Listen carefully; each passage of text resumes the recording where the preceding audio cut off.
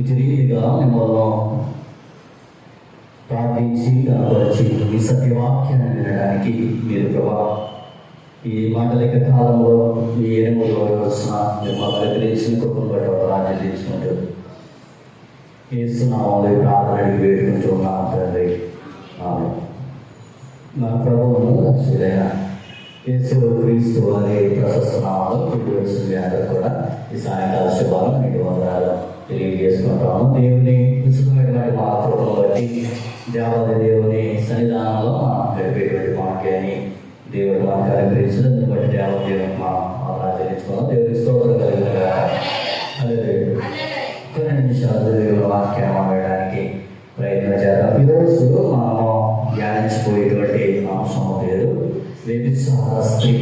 అంటే వ్యభిచారంలో పట్టుబడినటువంటి స్త్రీని దేవుని చిత్తములోనికి ఆవిడ ఎలాగో మార్పు చెందింది, తన జీవితాన్ని ఎలాగో మార్చుకుంది, ఈ విషయాలన్నీ కూడా మనము నేర్చుకోవడానికి ప్రయత్నం చేద్దాం. చూడండి, వాక్య భాగంలో 2 విషయాలు మనం గ్రహించాలి. దేవుని వాక్యంలో 2 విషయాలు ఈ యొక్క 8వ అధ్యాయం యోహాను సువార్త 6 నుండి 11 వచనాల్లో 2 ప్రాముఖ్యమైనటువంటి అంశాలు మనకు కనబడుతూ ఉంటాయి. మొట్టమొదటి ఏంటంటే ఈ 8వ అధ్యాయం మొదటి 9 వచనాల్లో పరిసయ్యులు శాస్త్రులు యేసు క్రీస్తు ప్రభువు వారిని ఏ విధముగానైనా ఇబ్బంది పెట్టాలి. రెండవది అంత మాత్రమే కాదు, ఈ వ్యభిచారం చేసేటువంటి స్త్రీ ద్వారా యేసు క్రీస్తు ప్రభువు వారిని పట్టుకోవాలి. సో ఈ 2 వారు చేయాలనేటువంటిది వారి హృదయమైనటువంటి ఆలోచన. సో వారి ఆలోచనకి అనుగుణంగా వారి ఆలోచించేటువంటి ఆలోచన బట్టి యేసు క్రీస్తు ప్రభువు వారు అక్కడ వచ్చిన వారిని ఎదురిస్తా ఉన్నాడు. మొట్టమొదటిది. రెండవది, ఎవరినైతే వారు తీసుకుని వచ్చారో వారిని ఓదార్చుతా ఉన్నాడు. ఈ వచనాల్లో మనం గమనించినట్లయితే సో పిల్లరా మనం దేవుని వాక్యాన్ని చాలా జాగ్రత్తగా ఆలోచన చేయగలిగితే 8వ అధ్యాయం మొట్టమొదటి వచనంలో మనం జ్ఞాపకం చేసుకోగలిగితే యేసు ఒలీవ కొండకు వెళ్ళాను. తెల్లవారుగానే యేసు తిరిగి దేవాలయంలోకి రాగా ప్రజలందరూ ఆయన ఎద్దకు వచ్చి కనుక ఆయన కూర్చుని వారికి బోధించుచుండెను. అదే మనము ఆ 5 వచనాలు 8వ అధ్యాయంలో పైన 7వ అధ్యాయము 53వ వచనాన్ని మనం చదవగలిగితే అంతటా ఎవరి ఇంటికి వారు, సో క్రీస్తుని అనుసరించేటువంటి వారు, క్రీస్తు బోధన అనేటువంటి వారు బోధ అయిపోయిన తర్వాత ఎవరింటి వారు వెళ్ళిపోయారు. కానీ క్రీస్తు ఎక్కడికి వెళ్ళాడు? ఒలీవల కొండకి వెళ్ళి అక్కడ ప్రార్థన చేస్తా ఉన్నాడు. సో అక్కడ ప్రార్థన చేశాడు. తెల్లవారిన తర్వాత మళ్ళీ ఎక్కడికి వచ్చాడు? దేవాలయానికి వచ్చి అక్కడ బోధిస్తా ఉన్నాడు. అక్కడికి జనులందరూ కూడి ఆయన బోధను వింటా ఉన్నారు. సో దేవాలయంలో ఆయన బోధిస్తూ ఉన్నాడు. అక్కడికి ఇదిగో పరిసయ్యులు ఏం చేస్తారంటే శాస్త్రులు వ్యభిచారంలో పట్టబడినటువంటి ఒక స్త్రీని పట్టుకుని ఎక్కడ తీసుకొచ్చారు? యేసు క్రీస్తు ప్రభువు వారు బోధిస్తా ఉన్నటువంటి దేవాలయం దగ్గరికి. చూడండి, మనం అది చదవగలిగితే 2వ అధ్యాయంలో మనం చూస్తే చూడండి, యేసు తిరిగి దేవాలయం లాగా ప్రజలందరూ ఆయన వచ్చి కనుక ఆయన కూర్చుని వారికి బోధించుచుండెను. శాస్త్రులను పరిసయ్యులను వ్యభిచారంలో పట్టబడిన ఒక స్త్రీని తోడుకుని వచ్చి ఆయన మధ్యన తీసుకుని వచ్చి మధ్య నిలబెట్టాడు. యాక్చువల్గా మనం ఆలోచన చేయగలిగితే తప్పు చేసిన వారిని ఎక్కడికి తీసుకెళ్ళాలి? న్యాయాధిపతి దగ్గరికి తీసుకెళ్ళాలి, లేకపోతే పరిపాలించేటువంటి రాజు దగ్గరికి తీసుకెళ్ళాలి. కానీ పరిసయ్యులు శాస్త్రులు ఎక్కడ తీసుకొచ్చారు? సో యేసు క్రీస్తు వారి దగ్గరికి ఎందుకు తీసుకొచ్చారు?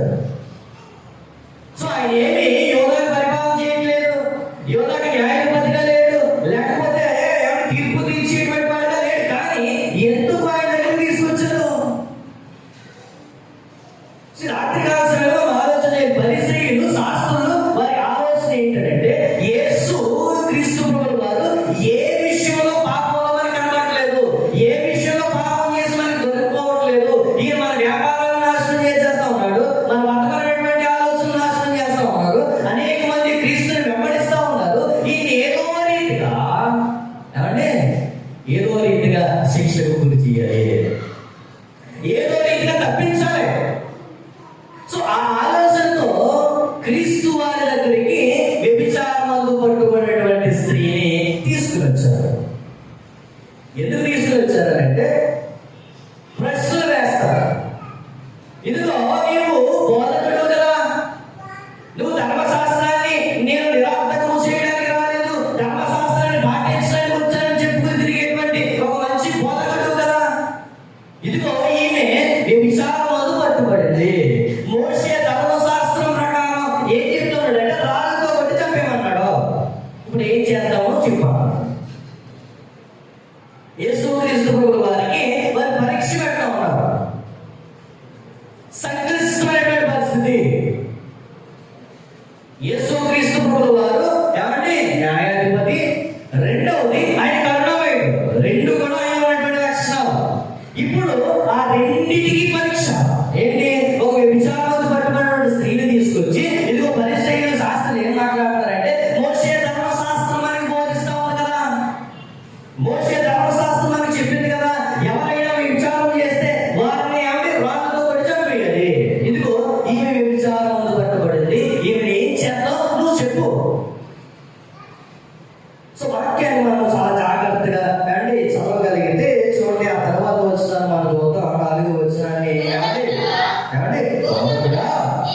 ఈ స్త్రీ వ్యభిచారము చేయుచుండగా పట్టుబడెను, అట్టి వారిని రాళ్ళతో చంపవలెనని ధర్మశాస్త్రంలో మోషే మనకు ఆజ్ఞాపించింది కదా, అయినను నీవేమి చెప్పుచున్నావని నువ్వేం చెప్తావు దానికి? మోషే ధర్మశాస్త్రం అయితే కాబట్టి రాళ్ళతో కొట్టి కాబట్టి చంపేయమన్నది, రాళ్ళతో కొట్టి చంపేయమన్నది. అయితే నువ్వేమి చెప్తావు, ఏం చెప్తావు అనేటువంటి మాట ఆయన చెప్తా ఉన్నాడు. సో దీని గురించి చరిత్ర మనం ఆలోచన చేయగలిగితే దీని గురించి అసలు వ్యభిచారంలో పట్టుబడినటువంటి స్త్రీని ఎప్పుడూ కొట్టి చంపేయమన్నాడు మోషే ధర్మశాస్త్రంలో. ఎలాంటి పరిస్థితుల్లో ఎవరికి శిక్ష వర్తింపబడుతుంది,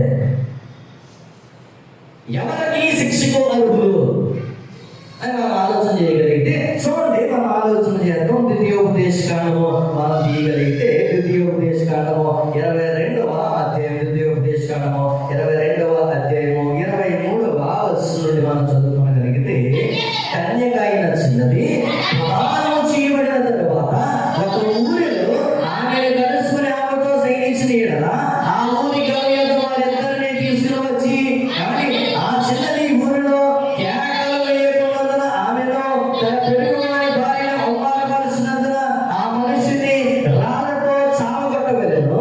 అట్లు ఆ చెడుతనమును మీలో నుండి ఏం చెప్తా ఉన్నాడు?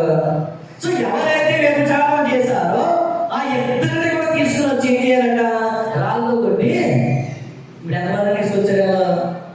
ఎంతమందిని తీసుకొచ్చారు? ఆ స్త్రీని ఒక్కదాన్ని తీసుకొచ్చారు. సో మోషే ధర్మశాస్త్రం ఏం చెప్తోంది? ఎవరైతే ఇద్దరు ఉన్నారో వారిద్దరిని తీసుకురావాలి. సో ఇంకొక వాక్యాన్ని కూడా మనం చదువుకోగలిగితే లేవి కాండము మనం చూడగలిగితే లేవి కాండము 20వ అధ్యాయం మనం చేద్దాం. లేవి కాండము 20వ అధ్యాయము 10వ వచనాన్ని మనం చదువుకోగలిగితే 10వ వచనాన్ని మనం చదువుకోగలిగితే ఏమండి? పొరుగు వారితో విచరించిన వారికి అనగా తన పొరుగు వారి వారితో విచరించిన వారికి ఆ వ్యభిచారికిని ఇద్దరికి ఏం చేయాలా? ఇద్దరికే. సో ఒకరికి చెప్పట్లేదు, ఎవరు చెప్తాడు? ఇద్దరికి. ఇప్పుడు మనం చదువుకున్నటువంటి వాక్య భాగంలోనికి మనం వెళ్ళగలిగితే మనం చదువుకున్నటువంటి వాక్య భాగంలోకి వెళ్ళగలిగితే వారు ఎవరు తీసుకొచ్చారు చూడండి. 3వ వచనంలో చూడండి. శాస్త్రులు పరిసయ్యులు వ్యభిచారమందు పట్టబడిన ఒక స్త్రీని ఆయన యొక్కకు తోడుకుని వచ్చారు. ఇద్దరిని తీసుకురావాలి. కానీ వీళ్ళ మనసులో ఉన్నటువంటి ఆలోచన ఏంటంటే క్రీస్తుని మనం ఏదో రీతిగా ఏమంటే మోషే ధర్మశాస్త్రానికి వ్యతిరేకంగా మాట్లాడితే దేవదోషం చేశాడు, ఇదిగో ధర్మశాస్త్రాన్ని పాటించలేదనేటువంటి నేరాన్ని మోపి క్రీస్తును మనం శిక్షించవచ్చు. దానికి ఏమంటే ఆయనగా ఎవరు ఆడుకుంటా ఉన్నారో ఈ వ్యభిచారంతో పట్టుబడినటువంటి స్త్రీలు ఆడుకుంటా ఉన్నారు. ఎంత తెలివితేటండి! సో వారికి తెలివితేటలుంటే సృష్టిని సృష్టించినటువంటి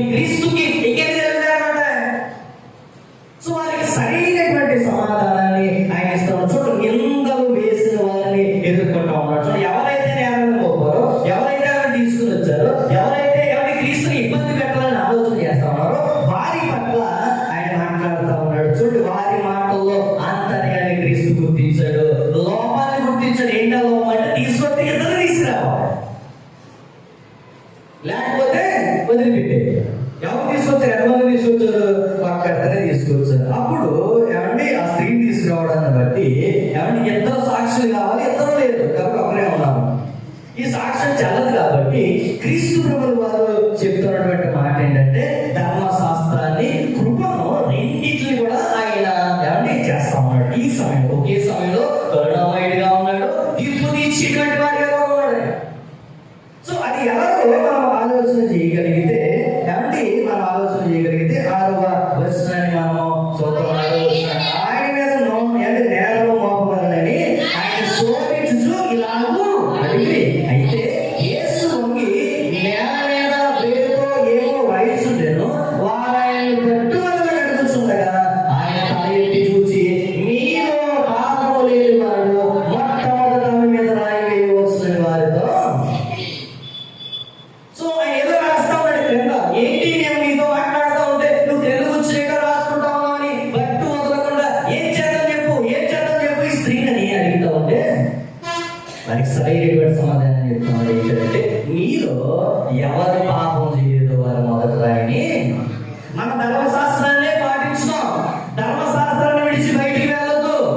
మనం ఖచ్చితంగా మోసే ఏ రీతిగా చెప్పాడో ఆ రీతిగానే చేద్దాం. మీరేమి కంగారు పడద్దు, మీరేమి తొందరపడవద్దు, మీరేమి ఇతర ఆలోచన పెట్టుకోవద్దు. కానీ మొట్టమొదటిగా మనం చేయవలసింది ఏంటంటే మనలో ఏమంటే మీలో ఎవరు పాపం చేయలేదు వారు మొట్టమొదటిగా రాయి. ధర్మశాస్త్రాన్ని పాటిద్దాం, మోసే చెప్పినట్టే చేద్దాం, రాళ్ళతో కొట్టే చంపేద్దాం. కానీ మీలో ఎవరు పాపం చేయలేదో వారు మొట్టమొదటి రాయి తీసి. ఎంత తెలివిగా మాట్లాడాడు క్రీస్తు ప్రభువు వారు. ఆయన చాలా తక్కువ అంచనా వేశారు. ఏదో ఎరగాటంలో పెట్టేసి ఏమంటే ఆయన నాటంలో పెట్టేసి ఏదో నేరం మోపేసి ఆయన ఏదో రీతిగా శిక్ష పంపించేస్తామంటే మనం వ్యాపారాలు చేసుకోవచ్చు, మాయ మాటలు చెప్పుకుంటూ మనం బ్రతికేయచ్చు. అనేక మంది ఏమంటే అభాగ్యం మనం దోచుకోవచ్చేటువంటి ఆలోచన పరిస్థితులు శాస్త్రంలో ఉంది. ఆ ఆలోచనను ఏమంటే చెంప మీద కొట్టినట్టుగా క్రీస్తు వారు సమాధానం చెప్తా ఉన్నారు. ఈ మాటల్లో చేద్దాం, తప్పకుండా చేద్దాం, తప్పకుండా శిక్ష విధించుతాం. మోసే గారు మనకి చెప్పారు ఆ ధర్మశాస్త్రాన్ని ఖచ్చితంగా మనము పాటించాలి, తప్పదు అని చెప్తూ మీలో ఎవడు ఏమండి ఎవడు పాపం చేయలేదో వాడు ఏమంటే మొట్టమొదటిగా రాయి వేసినంటే ఎటువంటి మాటమో ఆయన చెప్తా ఉన్నాడు. చూడండి పిల్లలు మనం ఆలోచన చేయగలిగితే వారు ఆ మాట విని 9వ వచనంలో ఉంటుంది. వారు ఏమండి వారు ఆ మాట విని అనే దగ్గర ఉంటుంది ఫుట్ నోట్ లో చూడండి. ఏమండి మనస్సాక్షి చేత గద్దింపబడిన వారే. వారి మాట వినగానే వారి మనస్సాక్షి ఏం చేసిందట? గద్దించింది. నువ్వేం తప్పు చేయలేదా? ఎన్నో తప్పు చేశావు. తన మనస్సాక్షి అక్కడ నిలబడినటువంటి ప్రతి వ్యక్తితో ఎవరి మనస్సాక్షి వారితో మాట్లాడిందట. మరి వినగానే ఏ మాట వినగానే మీలో ఎవరు పాపం చేయలేదు వాడు మొదటి రాయి విసిరేటువంటి ధైర్యం కానీ అర్హత కానీ అక్కడ ఉన్నటువంటి వాళ్ళ ఎవరికి కేవలం యేసు క్రీస్తు ప్రభువు వారికి మాత్రమే. సో అక్కడ నుంచి ఒక్కొక్కరుగా ఏమంటే బయటకు వెళ్ళిపోతా ఉన్నారు పిల్లరా. చూడండి అందరూ బయటకు వెళ్ళిపోయారు. యేసు క్రీస్తు ప్రభువు వారు ఆ స్త్రీ మాత్రమే అక్కడ ఉన్నారు. పరిశుద్ధుడు ఇవ్వబడ్డాడు, పాపమైనటువంటి స్త్రీ కూడా అక్కడ నిలబడింది. ఇద్దరే ఉన్నారు.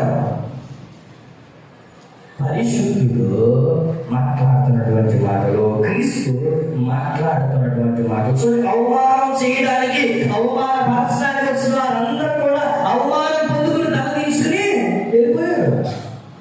సో ఈరోజు నిన్ను ఎవరైనా అవమానించాలని అనుకుంటే నీతో క్రీస్తు ఉన్నట్లయితే వారు ఏం చేస్తారు? తల తీసుకుని వెళ్ళిపోతారు.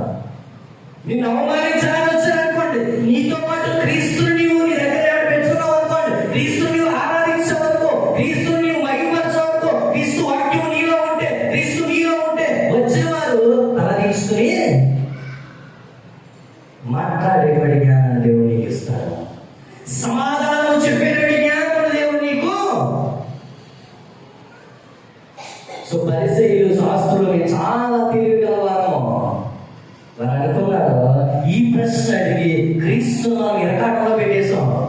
ఏం చేస్తారో చూద్దాం. ఆవిడ కాపాడితే మోషే ధర్మశాస్త్రాన్ని ఏమండి తునీకరించినట్టు. ఒకవేళ ఆవిడ కాపాడకుండా ఏమండి రాజుతో బట్టి చంపేయని చెప్పాడు అనుకోండి, ఈయన కృప లేదు ఏమీ లేదు, ఈయన అలాంటి వాడే చెప్పడానికి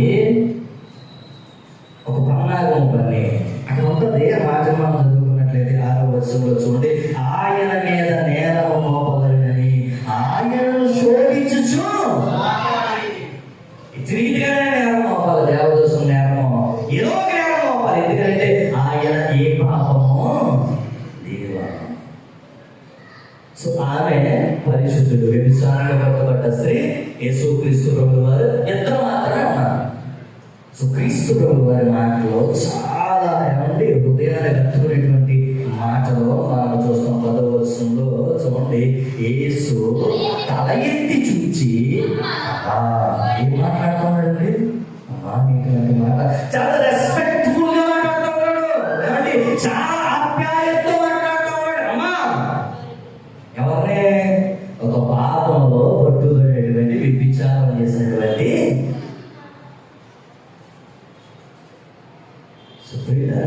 ఎంత కరుణమయ్యో, ఎంత ప్రేమమయ్యో, ఎంత ఘోరకార్యమైనా సరే కానీ క్షమించేటువంటి వాడు. మన హృదయం మారాలి, మన మనస్సు మారాలి, మన ఆలోచనలు మారాలి, మన హృదయాలు మార్చుకోవాలి. దేవుడు మనం క్షమించాలంటే హృదయపూర్వకమైన పశ్చాత్తాపం ఆయన సన్నిధానంలో మనం కురిపించాలి. ఆయన ప్రేమమయ్యో. సో ధర్మశాస్త్రాన్ని పాటించేటువంటి వాడు, కృపను కూడా చూపించేటువంటి వాడు, 2 లక్షణాలు, 2 గుణాలు క్రీస్తు వారిలో ఉన్నాయి.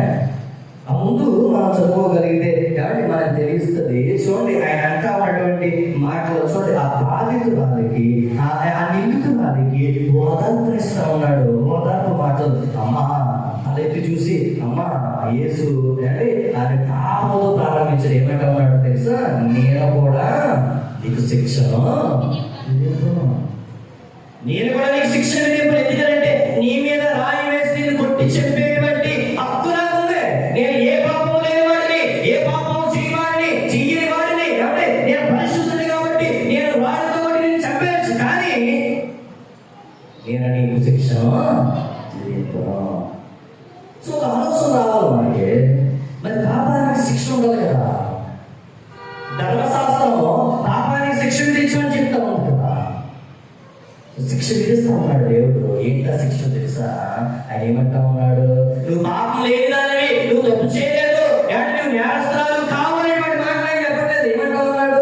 ఈ కన్నుండి నీవు పాపం చేయకు, నువ్వు పాపమే, కానీ ఇదిగో నేను నిన్ను క్షమిస్తా ఉన్నాను, నేను నీకు ఇంకొక అవకాశమును ఇస్తా ఉన్నాను. రాళ్ళతో కొట్టేటువంటి అర్హత నాకు ఉన్నప్పటికీ నేను నీకు శిక్ష విధించట్లేదు, నీవు మారడానికి నీకు ఇంకొక అవకాశం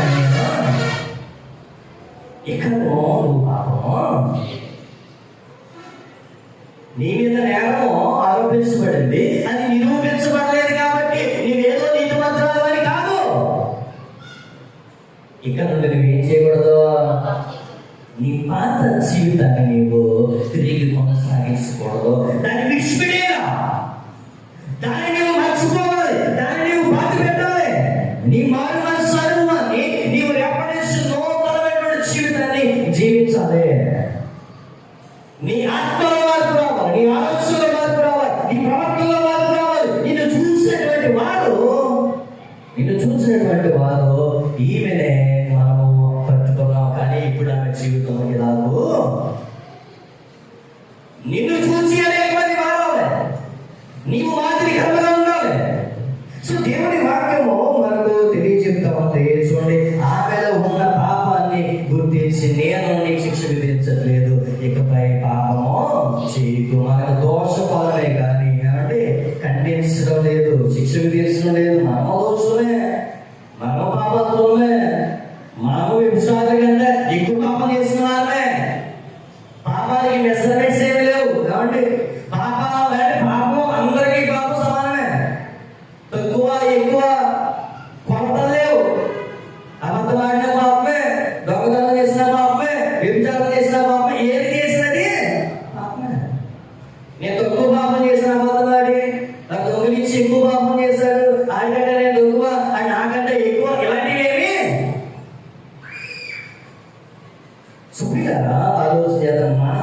విషయమే, కానీ అది దేవుడు మన పాపాన్ని ఖండించి మన కొరకు సిలువలో రక్తాన్ని కాచిన మన దోషత్వాన్ని అంతటిని ఆయన వేసుకున్నాడు. మన పాప భారాన్ని ఆయన వేసుకుని మరమర్పించవలసినటువంటి ప్రాణాన్ని ఆయన మన కొరకు అర్పించాడు. సో మనం ఆలోచన చేయగలిగితే, చూడు రోమీయులకు రాసినటువంటి పత్రికలో మనం చదవగలిగితే, రోమీయులకు రాసినటువంటి పత్రిక మనం చదవగలిగితే, రోమీయులకు రాసిన పత్రిక 8వ అధ్యాయము 1వ వచనాన్ని మనం చూడగలిగితే, కాబట్టి ఇప్పుడు క్రీస్తు యేసునందున్న వారికి ఏ శిక్షయు విధి లేదు. ఇప్పుడు క్రీస్తు యేసునందు మారు మనసు పొంది నూతన స్వభావం ధరించుకుని, నూతన ఆత్మను ధరించుకుని, అంటే మారు మనసు పొందుకుని క్రీస్తులో నివసించేటువంటి వారు, అంటే పాపము లేని వారికి ఏ శిక్ష కూడా నీవు నేను మనం క్రీస్తులో ఉండాలి. ఇప్పుడు ఈ పాపాత్ముడు అనేటువంటి స్త్రీ, లేకపోతే ఈ వ్యభిచారంలో పట్టుబడినటువంటి స్త్రీని యేసుక్రీస్తు వారికి క్షమించి ఇకపై నువ్వు పాపం చేయమని చెప్పిన వెంటనే ఆమె యేసుక్రీస్తునందు ఉన్నది.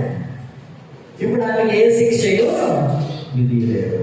నీవు నేను కూడా అలాగ యేసుక్రీస్తునందు ఉన్నట్లయితే నీకు నాకు కూడా ఏమన్నదో శిక్ష ఉండదు, క్షమాపణ దొరుకుతుంది. సో అంత మాత్రమే కాదు, చూడండి కొరింథీయులకు రాసినటువంటి 2వ పత్రికలో మనం చదవగలిగితే, కొరింథీయులకు రాసినటువంటి 2వ పత్రిక 5వ అధ్యాయం కొరింథీయులకు రాసినటువంటి 2వ పత్రిక 5వ అధ్యాయము 21వ వచనాన్ని మనం చూద్దాం. ఎందుకనగా మన వారి యందు దేవుని నీతి అన్నట్లు పాపమెరుగని ఆయనను మన కోసము పాపముగా, మన కోసం ఆయన పాపంగా మారాడు, సిలువకి ఎక్కాడు, రక్తం కార్చాడు మన కోసం, మనం చేసిన వాటి వరకు. ఇప్పుడు ఈ యొక్క వ్యభిచారంలో పట్టుబడినటువంటి స్త్రీ యొక్క పాపాన్ని కూడా ఆయన మీద వేసుకుని ఆమెకు దేవుని క్షమాపణ దయచేసి, నీవు చేసిన నేను చేసిన పాపాన్ని ఆయన మీద వేసుకుని మనకి క్షమాపణ దయచేసి, ఇదిగో సిలువలో రక్తము కార్చాడు నీ కొరకు నా కొరకు. జ్ఞాపకం చేసుకోండి, గుర్తుంచుకోండి, నీ కొరకు నా కొరకు రక్తము కార్చాడు వీళ్ళరా. మరి అలాంటి క్రీస్తుని నీవు ఏ రీతిగా చూపిస్తావు, ఏ రీతిగా నీవు ఆయన కొరకు అంటే విశ్వాసాన్ని చూపిస్తావు, ఏ రీతిగా ఆయన విశ్వాసాన్ని వచ్చగలుగుతావు, మారు మనసును చూపించగలుగుతావు. దేవుని వాక్యాన్ని మనం వింటా ఉన్నాం, మారు మనసు అని మనము పొందుకోవాలి. చూడండి, వ్యక్తిగతంగా మార్పు రావాలి. ఎవరినో మనం దృష్టిలో పెట్టుకోకూడదు. నీకు నీవుగా, నీలో నీ ఆత్మతో, నీలో నీ దేవుడితో నీకు ఏం జరగాలి అంటే సంభాషణ జరగాలి. నీ దేవుడితో నువ్వు మాట్లాడాలి. నీ అంతరంగంలో ఉన్నటువంటి విషయాలన్నింటినీ నీ దేవుడితో నువ్వు పంచుకోవాలి. వ్యక్తిగతమైనటువంటి మార్పు నీలో రావాలి, మారు మనసు పొందుకోవాలి. చూడండి, దేవుని వాక్యంలో మత్తయి సువార్త 5వ అధ్యాయాన్ని మనం చూడగలిగితే, మత్తయి సువార్త 5వ అధ్యాయంలో మనము చూడగలిగితే, మత్తయి సువార్త 5వ అధ్యాయం 27వ వచనాన్ని మనం చదవగలిగితే, వ్యభిచారం చేయవద్దని చెప్పబడిన మాటలు విన్నారు కదా, నేను మీతో చెప్పినది ఏమనగా, ఒక స్త్రీ అంటే మోహన శుభ్రంగా చూసి ప్రతివాడు అప్పుడే వ్యభిచారం చేసిన వాడు. సో ఈ వ్యక్తిగతమైనటువంటి మార్పు కావాలి. ఏది చేస్తే గొప్ప చాలా క్లియర్గా దేవుడు మనతో తెలిసిస్తాము. అంత మాత్రమే కాదు, మనం ఆలోచన చేయగలిగితే మన కొరకు ప్రధాన యాజకుడు ఉన్నాడు. మన బలహీనతల నుండి మనం బలపరచడానికి యేసుక్రీస్తు ప్రభువు వారు ప్రధాన యాజకుడిగా నీ కొరకు నా కొరకు విజ్ఞాపన చేస్తాడు. ఎబ్రీయులకు రాసినటువంటి పత్రిక 4వ అధ్యాయంలో మనకు కనబడుతుంది. ఎబ్రీయులకు రాసిన పత్రిక 4వ అధ్యాయము 14వ వచనాన్ని మనం చూడగలిగితే, ఆకాశమండలము పట్ల వెళ్ళిన దేవుని కుమారుడైన యేసు గొప్ప ప్రధాన యాజకుడు మనకు ఉన్నాడు. కనుక మనము ఒప్పుకొనగానే గట్టిగా చేపట్టుదాము. మన ప్రధాన యాజకుడు మన బలహీనతల యందు మనతో సహానుభావం లేనివాడు కాడు గాని, సమస్త విషయంలో మనుషుల వలె శోధింపబడినను ఆయన పాపము లేనివాడిగా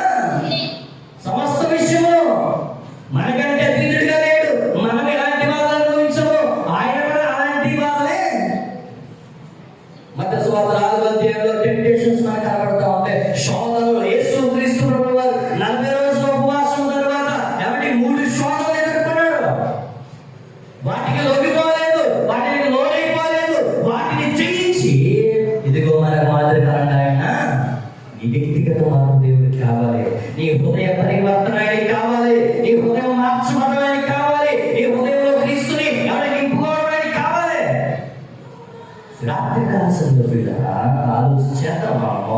ఇదిగో వ్యభిచారంలో పట్టుబడిన స్త్రీకి ఆయన చెప్తున్నటువంటి మాట ఏంటంటే, ఇక్కడ నుండి నీవు పాపము.